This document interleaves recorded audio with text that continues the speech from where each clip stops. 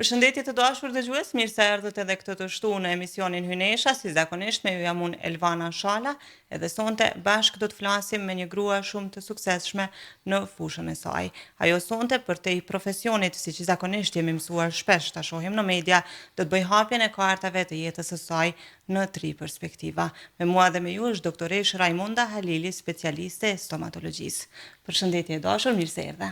Përshëndetje Elvana, falenderoj shumë për ftesën në një emision shumë të mirë, si që e dini me zhvillu ju, jam shumë e kënaqur që më keni ftuar. Shumë faleminderit, ne jemi të nderuar që të kemi, përkundër të gjitha sukseseve që ju i posedoni në profesionin tuaj, në një profesion shumë të shenjtë, siç e konsideroj unë, siç është ai i mjekësisë, e sidomos i stomatologjisë. Por për te i profesionit që shpesh të kemi parë në media duke folur për të, sonte do të flasim për ty, për jetën tënde, për të kaluarën, për sfidat, por edhe për perspektivën tënde të së ardhmës. Para se të vim tek hapja e kartave, zakonisht i rikthej të gjitha hyneshat në retrospektiv, si kanë qenë ato kur kanë qenë fëmijë, në këtë rast që ka kujton nga fëmiria e saj, doktoresh Raimonda.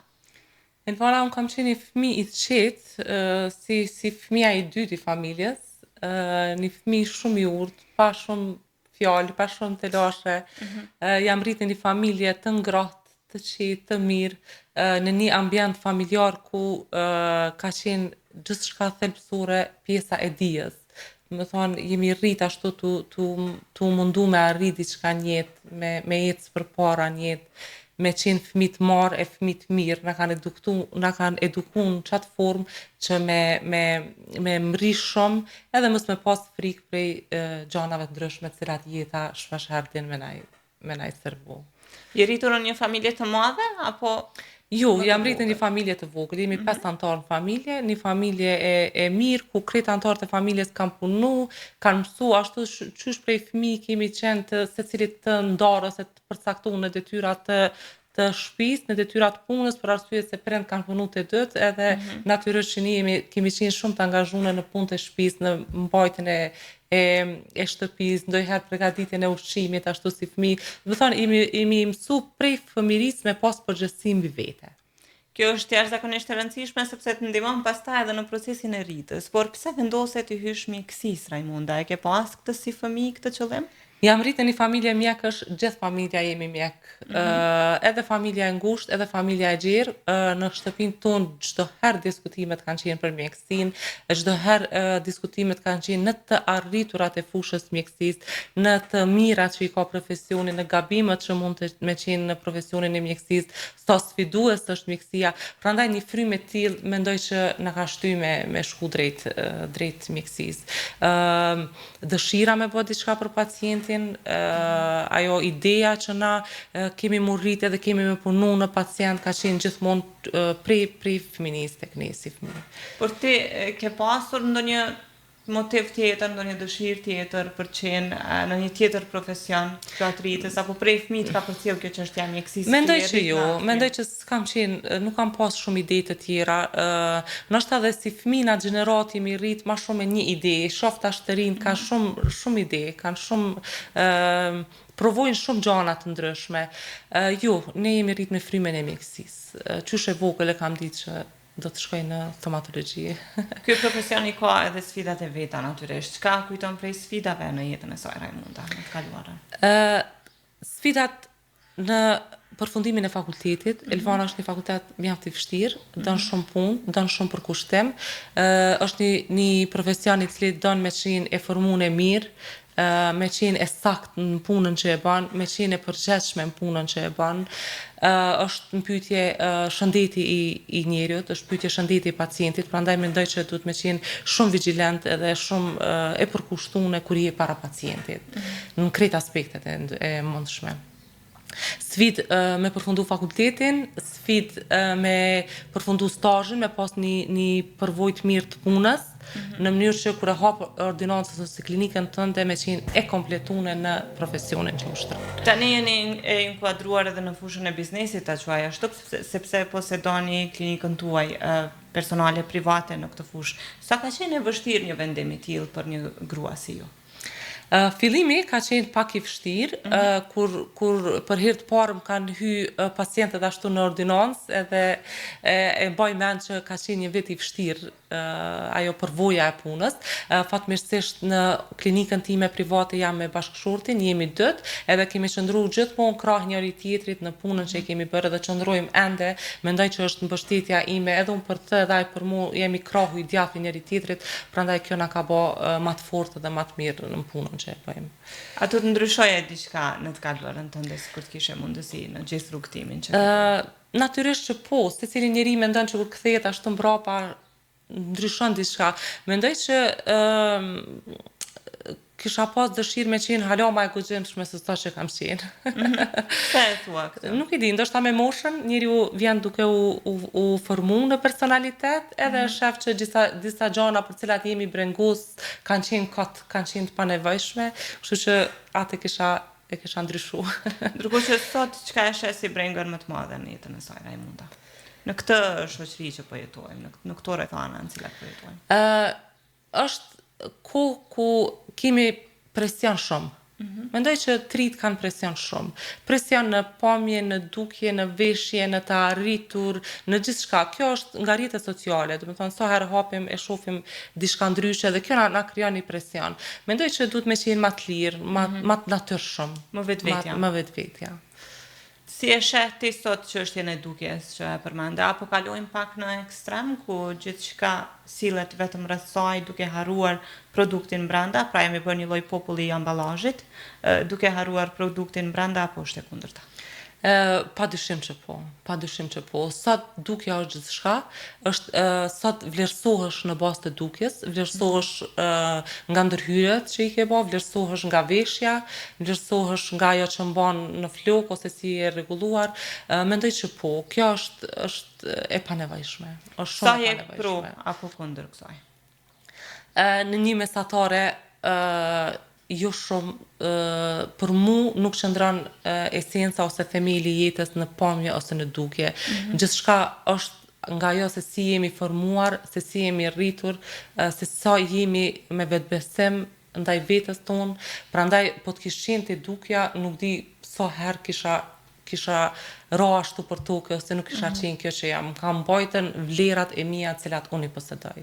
Për ndryshe, nuk duhet të harrojmë që jeta është e gjatë dhe na sill sfida të ndryshme, na sill momente të ndryshme brenda jetës.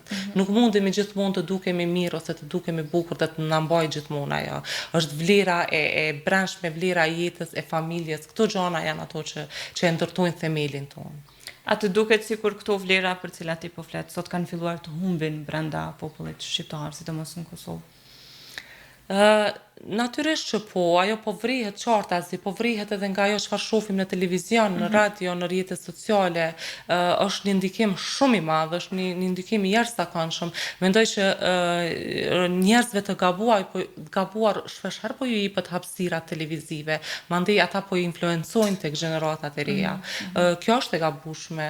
Për mendimin tim duhet me ju jep hapësirë njerëzve të kualifikuar për sfera të ndryshme të jetës, në mënyrë që rinia jonë të motivohet si duhet, motivohet në rrugë të drejta, në rrugë të cilat kanë me i mbajt në këmbë gjatë tërë jetës tyre.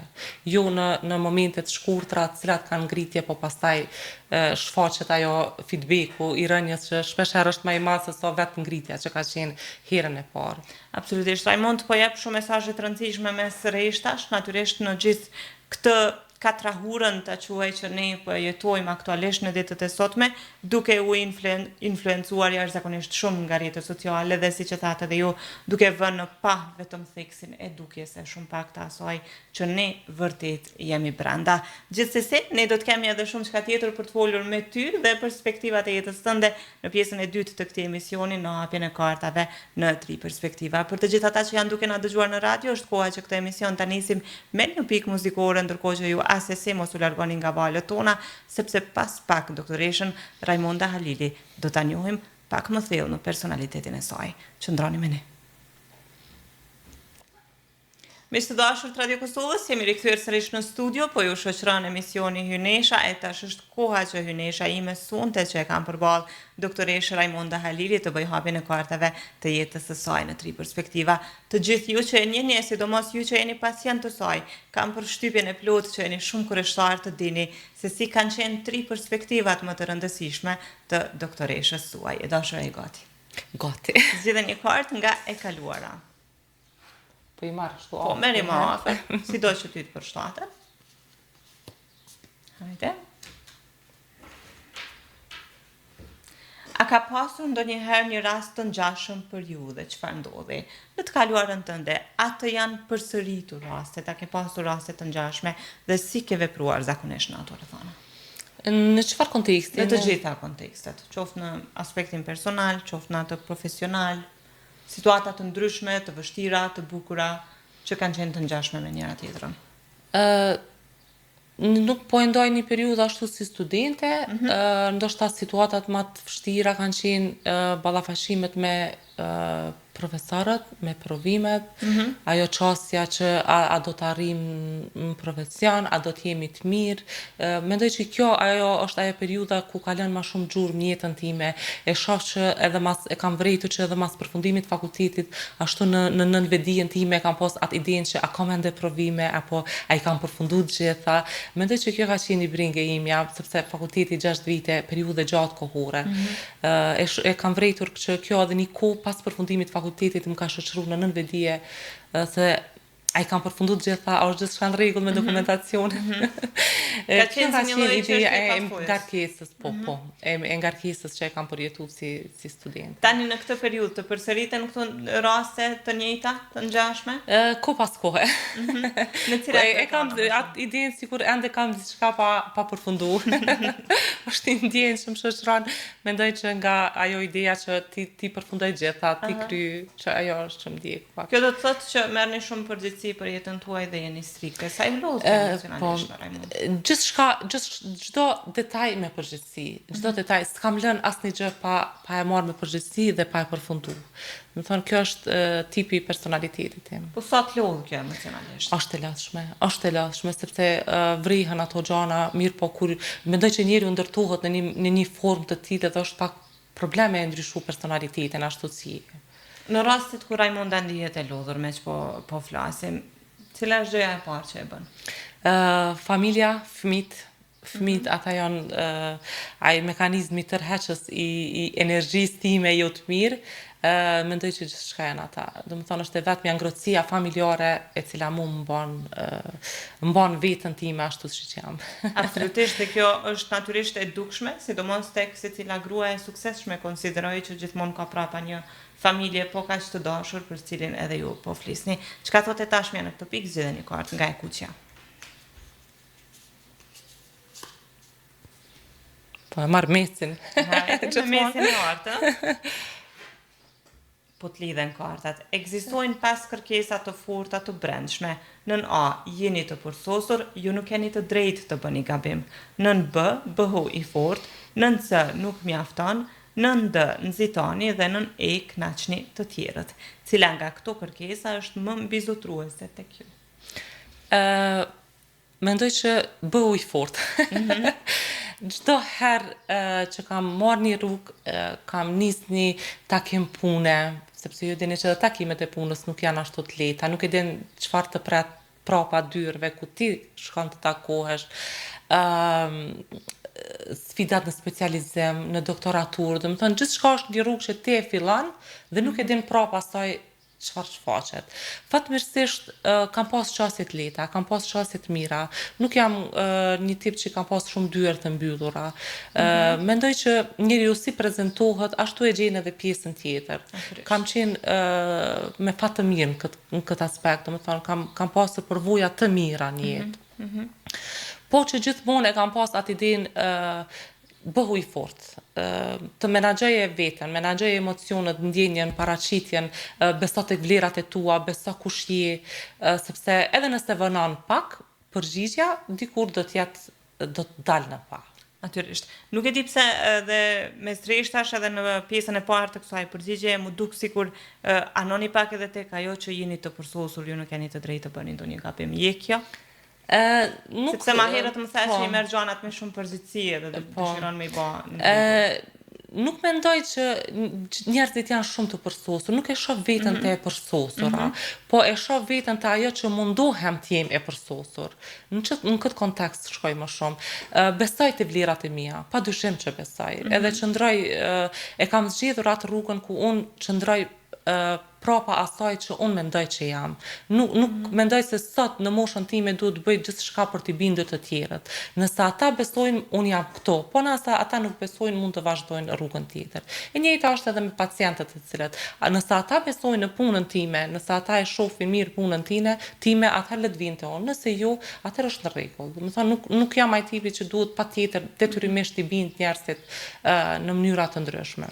Ke qenë e tillë në të kaluarën dhe me kalimin e kohës e ke të kaluar apo?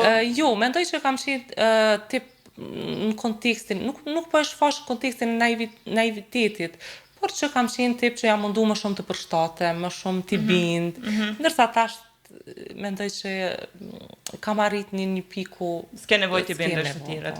Mirë, e bukur kjo edhe është shumë ndihmëse madhe, sidomos për gjendjen tonë emocionale kur vim në një pikë që e shohim se nuk kemi më nevojë të ngarendim për t'i bindur të tjerët për atë që jemi. Prandaj Elvana po them, gjithçka kthehet prapë te familja, sepse në momentet kur ne jemi në ato pikat kritike ku ballafaqohemi me gjëra të ndryshme, është ai zëri i familjes ku të thotë që je i mirë, beson vete, besoj se te gjithë secili është kjo. Prandaj është shumë e rëndësishëm të mbështesim fëmijët, të mbështesim vajzat tona, të mbështesim djemt ton, të mbështesim anëtarët prindërit ton sot nëse kanë arrit një moshë, sepse krejt këto gjëra vjen një moment ku ata i kanë kokën e tyne edhe i shtyjnë të ecin përpara. Unë e krijoj këtë mekanizëm edhe me pacientët e me, edhe pse përfundoj një procedurë të punës, një mbushje, një çfarë do qoftë ajo, një pastrim ose çfarë do qoftë procedura e punës, po prap e jap një kompliment mendoj i cili kam dëshirë që ta ndjek edhe pas. E kemi vretur ndonjëherë kur jemi gjatë ditës edhe të dikush sa mirë po dukesh, sa mirë po buzëqesh ose diçka, edhe ai kompliment na rren kokën tonë, po, e sjell një pozitivitet, ose kur ka marrë rrugë të larta dikush ka thonë pash një ditë shumë të mirë sot. A din sa shumë e kam vlerësuar, mendoj që çaja energji mu ka ndjek krejt ditën. Absolutisht, është shumë e rëndësishme mënyra se si qasem me njëri tjetrit edhe mënyra se si flasim njëri tjetrit për të vazhduar pastaj edhe për të pasur atë vetbesimin që ndoshta na duhet si të rinj dhe të reja, por edhe për të vazhduar ditën ose punën në përgjithësi. Shumë kisha pas qef që takimet e shkurtra sa të qofshin me jep një mesazh të mirë për personin cilin e kemi. Sa jemi duke e bërë këtë, Rajmunda, me njëri tjetrin? Apo na ka kapluar xhelozia që rrallë herë e dëgjon dikë duke të dhënë kompliment? Ka njerëz të tillë. Unë mendoj që më mirë është me pas afër një njeri i cili është i mirë, është person i mirë, ka një pozitë mirë, ka gjëra të mira rreth vetes, sepse prej tij kemi vetëm përfitime, kemi vetëm të mira. Domethënë nuk mendoj që prej njeriu të mirë ka diçka të keqe. Prandaj ku qëndroj me ta afër është marrim diçka të mirë. Dhe është një bekim i madh. Pajtohem plotësisht çka thotë ardhmja dhe e fundit fare për këtë raund. Shpejt ja morë dorën kartave Rajmund. Prap mesin. Hajde. Po më pëlqen strategjia. Në lidhje me dy kartat e mëparshme merrni parasysh shembullin më poshtë. Çfarë lloj ndryshimi dëshironi, si do të ndiheni kur ta keni arritur atë, cili mendoni se do të jetë mendimi juaj për veten tuaj atëherë. Në një të ardhme të afërt, çfarë lloj ndryshimi dëshiron Rajmunda për jetën e saj? Elvana, te kjo pikë e kam një tmet që mendoj që kur arrit diçka, nuk është se ndalem e them faleminderit e arrita. E kam prap një ide tjetër për diçka tjetër. Më kanë kritikuar sidomos bashkëshorti shumë këtë aspekt, sepse mendon që kur më rin diçka duhet më qenë falendëruese dhe me të vërtetë duhet më qenë falendëruese, sepse duhesh me krahasu veten me pikën ku je tash edhe ku ke qenë. Do thani ju me krahasu gjithmonë me atë tjetrën çka do. E kam gjithmonë një ide që sa arrit diçka me me bë diçka tjetër. Me fillu tjetër. Me fillu tjetër. Do të thonë më mban jam person çdo herë aktiv në këtë aspekt. Nuk është se e kam një moment që është kjo pika, jam rahat, nuk e ndjeki shumë këtë pjesën e komoditetit. I silli vetës sfida të reja, cilat si kam provu më parë, është hera parë që i provoj, edhe mendoj që është e mirë. I bie në bazë të asaj që po flet që je shumë vetë kërkuese. Je kërkuese edhe ndaj të tjerëve? Jam shumë vetë kërkuese. Ma shumë ndaj vetës se sa ndaj të tjerëve. Me shumë ndaj vetës se sa ndaj të tjerëve. Po me kritikat, si qëndron me kritikat? Kritikon shumë, apo më shumë të kritikojnë? Kritik, por në kontekstin e fjalis e zgjidhi shumë mënyrën se si i kritikoj njerëzit. Jo me i lëndu, jo me i prek, jo me i bombu një keq, do të thonë pjesën më të mirë të kritikës. Ashtu e kaloj rrugën me terminologjinë më të mirë të mundshme në mënyrë që me qenë motivues. Jo shumë në atë kontekstin e nënçmimit ose gjanave të si pranon kritikat, Rajmonda? Me sportivitet apo varet se kush ta thot? Jam pak tip ashtu që mbaj nati me vete, nuk është se më vjen shumë mirë, po që nëse e vlerësoj që ka qenë kritike mirë, e ndryshoj shpejt vetën. Shumë shpejt punoj me mekanizmat me në ndryshimin e vetës time. Duket qartë që e njeh mirë vetën tënde, Rajmonda, ndoshta kjo të ka ndihmuar edhe në aspektin e studimit të mjekësisë, natyrisht që të njohësh brendin tënde. Padyshim se të ballafaqimi me pacientin është sfidë e madhe në kontekstin e personaliteteve, prandaj dush me qenë i kompletun për me qenë i aftë me punu me dikon tjetër. Mendoj që duhet me pas këtë aftësi. Absolutisht. Dhe dashur shpejt kaloj raundi i parë i hapjes së kartave, tregom si po ndihesh në këtë pjesë. U knaqja shumë, Elpana. Shpejt na kanë shku minutat, shumë knaqësi. Shpejt në rol. Faleminderit shumë edhe për gjithçka që po ndohen me ne dhe dëgjuesit e Radio Kosovës në këtë pjesë të emisionit Hynesha. Është koha që sërish të rikthehemi muzikës, ndërkohë që pas pak vim me raundin e dytë të hapjes së kartave të doktoreshës Rajmonda Halili. Ta shohim tani në pjesën e dytë se ku do të lundrojmë në jetën e saj. Qëndroni me ne.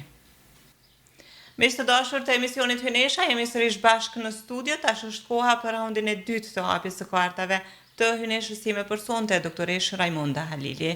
S'kam nevojë me të pyeta e gati se po më duket që po. Gati. Zgjedhë një kartë nga e kaluara, nga e kaltërta po.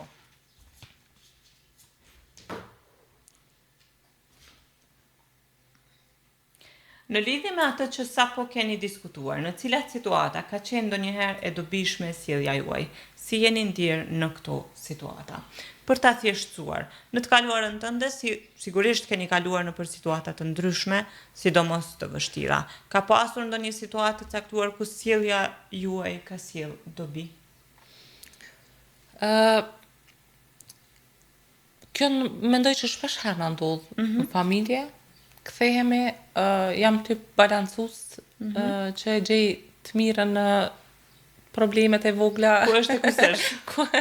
Familjare, me studentët, gjithmonë munduna me nxjerr më të mirën, edhe te e keqja me e zgjedh kontekstin e qetësisë edhe të jo shumë të fjalëve, jo shumë të zhurmës, jo shumë të bërtimave të ndryshme.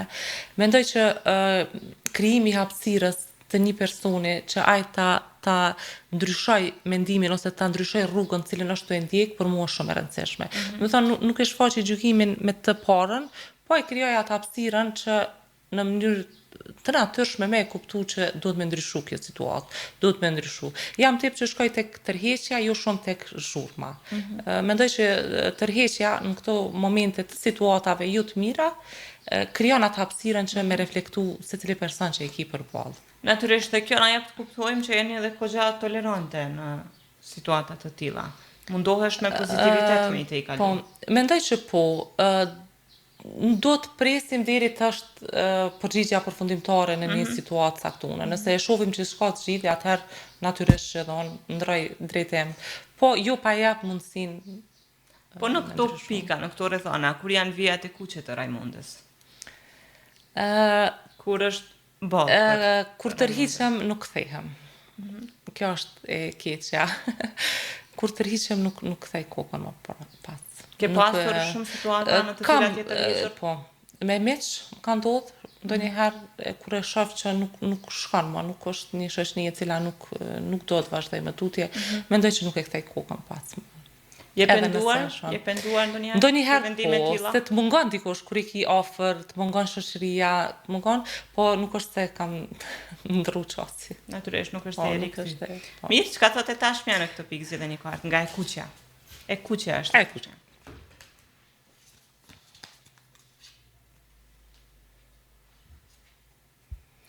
Formimi reaktiv është një mekanizëm mbrojtës në të cilin një person sillet saktësisht e kundërta nga ajo që ndihet. Për shembull, kur një person është shumë I pasigurt dhe I friksuar, ajo sa ajo sillet në mënyrë arrogante dhe provokuese. Kur dhe si e përdorni formimin reaktiv si mekanizëm mbrojtës, jep një shembull. S'më duket fare që je tipi tillë.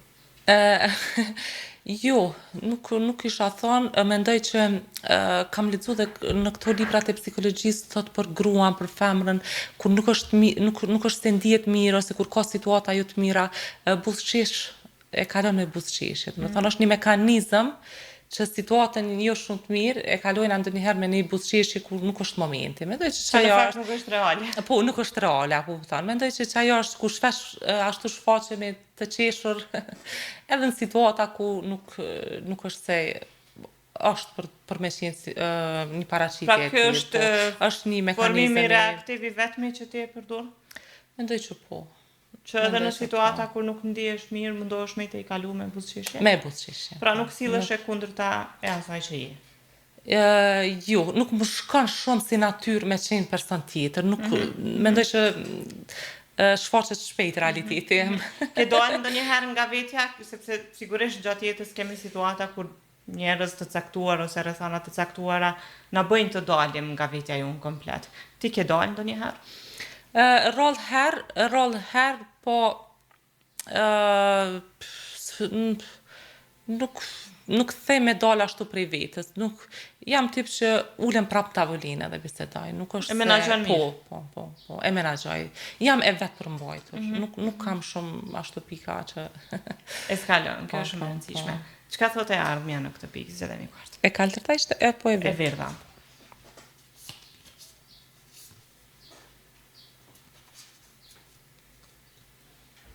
Në lidhje me dy kartat e mëparshme, merrni parasysh shembullin më poshtë. Përcaktoni një qëllim për cilin do të punoni. Çfarë mund t'ju motivojë për ta arritur atë? Qëllimi im gjithmonë puna më e mirë me pacientët.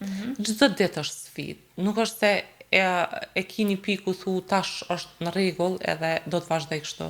Gjithmonë, secilin pacient është sfidë në vete për me arrit më të mirën në punën time. Mendoj që dëshira ime e çdoditshme për secilin pacient tu e zgjidh individualisht me e po punën time më të mirë në buzëqeshjen cilën unë e rikrijoj te pacienti. Është dëshira jam më e madhe e jetës. Shihet qartë që jeni shumë e lidhur me pacientët, sepse ko pas kohë po I përmend shumë shpesh. Shumë po më intereson me ditë një reagim I veçantë një pacienti pas punës tënde që ty të ka ngel në mendje. Është një përqafim I ngratë, shumë I ngratë. Është një pamje ku shfaqet me sy me latë gëzimi prej ndryshimit, sepse edhe për pacientin ndryshimi kur e ke ashtu në kokën tënde që nuk po dukesh mirë, nuk është diçka në rregull dhe pas një kohe të gjatë ke bën një ndryshim të vetja sjell emocion. Mendoj që rikrijimi I emocionit në karrikën time është shumë I rëndësishëm. Dhe sigurisht momente të tilla keni pasur plot. Po, kam pasur. Një të veçantë që të ka ngelur në mendje që mundesh me ndomi neve? Janë këto momente thash ku pacientët ja japim atë pasqyrën ose shohin veten për herën e parë edhe krijojnë ato momente të gëzimit, ndryshimit, edhe të përqafojnë me krejt zemrën plot për ndryshimin që ke po. Nuk më intereson shumë ana ekonomike Elvan. Na shta duket jo reale. Natyrisht që po se ne punojmë për një pagesë, po nëse e shoh që pacienti nuk është I kënaqur, jam gjendje gjithçka ta kthej prej fillimit. Derisa ta marrat dashnin që pacienti e ka për cilën ka arte, e ka ndryshuar, po shumë e rëndësishme. E vlerësoj shumë gjendjen emocionale të pacientit. Kjo është shumë e bukur sepse rrallëherë ndodh që doktorët sidomos ta kenë këtë lidhjen e gjendjes emocionale dhe me pacientin. Zakonisht disa din të jenë shumë të ftohtë ka çi pacientit.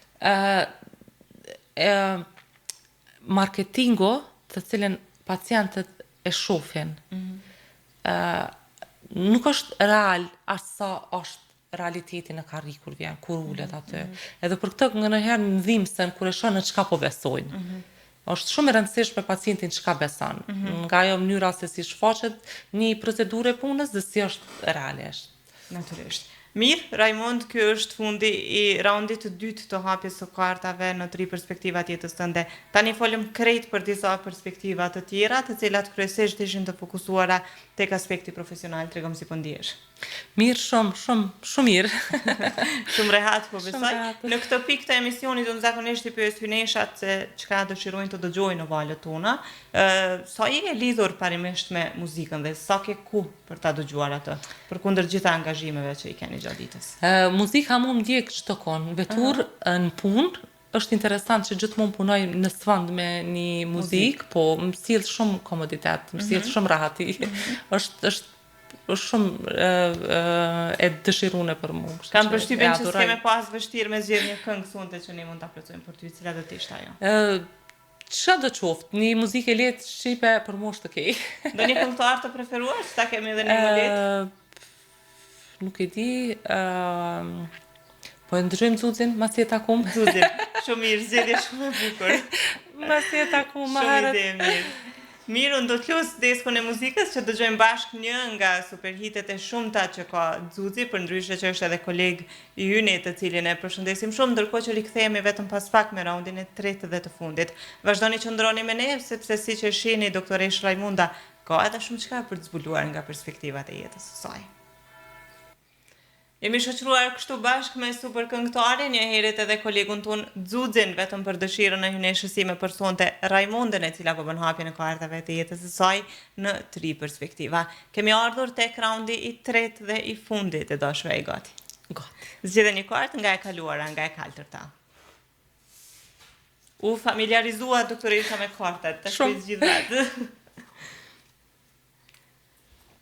Kur jeni zhgënyer nga vetja në lidhje me këtë sjellje? Në të kaluarën tënde, keni pasur ndonjë sjellje me të cilën jeni zhgënyer nga vetja pastaj? Patyshim që po.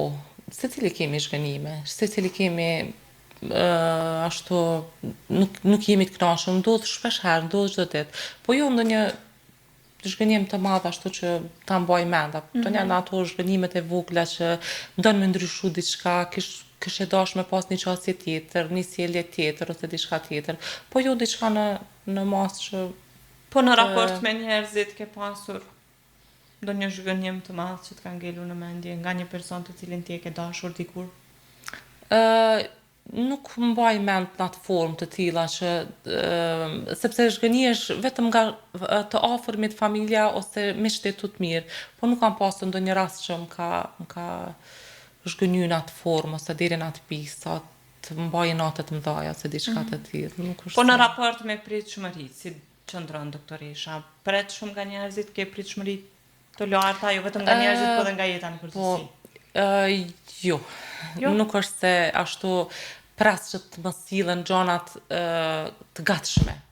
Jo, ndërtoj gjithçka vet. Domethënë çdo dëshirë, çdo sfidë e filloj me ndërtu. Që nga shtëpia ashtu i ndërtoj ato shkollat e mia të cilat do të arrij. Unë si person kam pas të fat, kam njerëz të mirë afër vetes, Elvana, është interesant.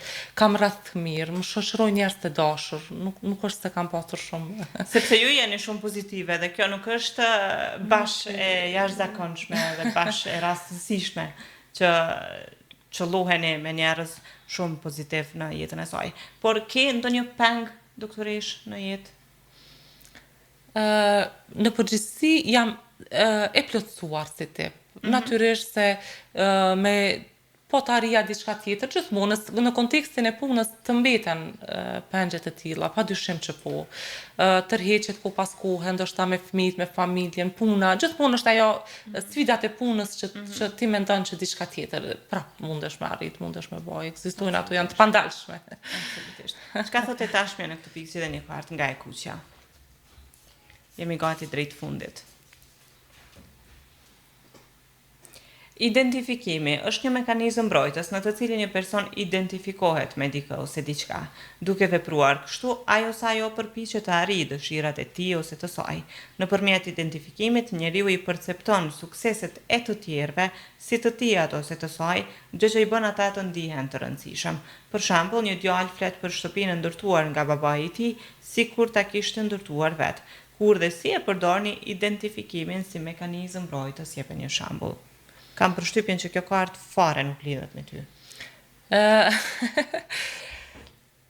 Nuk, ndoshta një herë që e përdori është kur flas për familjen. Atë natë mbi vlerësimin, domethënë sikur e kemi kështu, ndoshta që ky konteksti. Po nuk të ka ndodhur që të identifikohesh me gjërat e të tjerëve, me sukseset e të tjerëve. Jo, s'më ndodh kur. Sepse në këtë aspekt është pyetja. Okay. Jo, Elvani jo.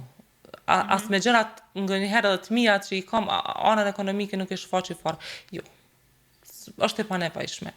Mendoj që ne nifemi, sado që të shfaqim gjëra që nuk na përkosin, nifemi prap. Realiteti do të shfaqet. Por të ka ndodhur që dikush tjetër të identifikohet me sukseset e tua dhe ti e ke vënë re? Nuk e di. Ndoshta po, por Si ke reaguar në situatën? Nuk është se çfarë do t'ju bëjmë, Elvan, çfarë kemi, çfarë mundemi t'ju bëjmë. S'kemi ndonjë mekanizëm cilin mund ta ndalojmë, është e kot, nëse ai është person i tillë, atëherë deri ku të shkon, le të shkon. Nuk kemi çfarë. Çka thotë ardhmja dhe e fundit fare për këtë edicion?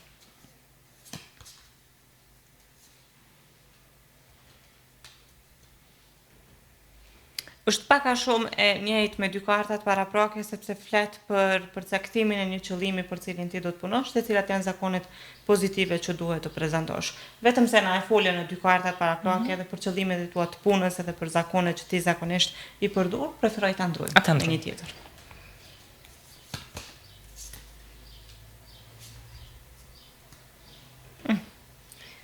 Kjo është e rëndësishme. Në lidhje me dy kartat e mëparshme, merrni parasysh shembullin më poshtë. Përcaktoni një qëllim për cilin do të punoni. Kush është personi të cilit do t'i kërkoni mbështetje emocionale dhe pse ai person në veçantë? Për ta thjeshtësuar për qëllimet e tua për cilat ti do të punosh ose punon në jetë. Kush është personi i parë të cilit ti kërkon mbështetje emocionale dhe pse pikërisht ai person? Bashkëshorti. Është Albani me cilën e ndoj gjithçka, e ndoj sepse dhe jemi të njëjtin profesion. Është shumë e rëndësishme që të më kuptoj i pari ai për rrugën cilën po du me ndjek, të më mbështes ai është shumë e rëndësishme sepse për mu mendimi i tij është gjithçka, mendimi i familjes, edhe i fëmijëve, edhe i bashkëshortit është gjithçka. E kam vërejt që çdo herë që ata s'kan qenë dakord me diçka, nuk është se jam ndier mirë, nuk është se më ka shku mirë, prandaj është shumë e rëndësishme që ata të më përkrahin për secilin rrugtim timin. Fatmirësisht është një person shumë motivues, shumë përkrahas, kam pas shumë fat, Elvana. Edhe pse nuk është natyrë e tij ndonjë punë që ose ndonjë sfidë cilën unë e marr, po nuk është profesion. Jemi të njëjtin profesion, jemi bashkë njëjtin profesion. Ndonjëherë edhe me pacientët i kemi pas mendime të ndryshme, por që është tip motivues, nuk të ndalon të përkrosh shumë.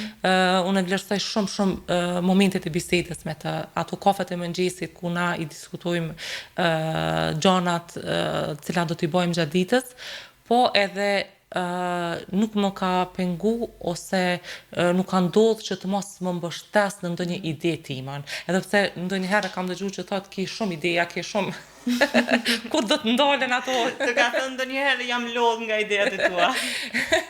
Thotë përfundoj e prit. Nëse ke përfunduar një prit pak, shndron një herë, ndalo diçka sepse më një herë krijoj diçka tjetër, po që nuk është shumë mbështetës, kam pasur shumë fat, është shumë e rëndësishme ndarja me gjanave me të. Kjo është shumë e rëndësishme dhe mes rresht thash edhe po e jap një mesazh të rëndësishëm për të gjitha çiftet sidomos për burrat të cilët i kanë gratë karrieriste të suksesshme në karrierë, se sa e rëndësishme është mbështetja ndaj tyre dhe sa e rëndësishme është fuqizimi i tyre qoftë ekonomik, por edhe profesional. Shumë, Elvana, por një gru është tepër rëndësishme. Ne çfarë kërkojmë kur shkojmë ashtu në shtëpi?